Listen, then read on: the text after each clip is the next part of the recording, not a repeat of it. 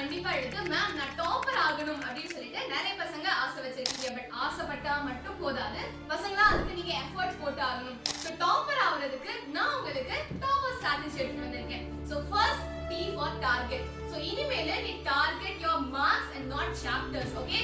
And O for output. படிச்சது ஞாபகம் இருக்கா அப்படின்னு தெரிஞ்சுக்கிறதுக்கு you have to test yourself. And next P for presentation.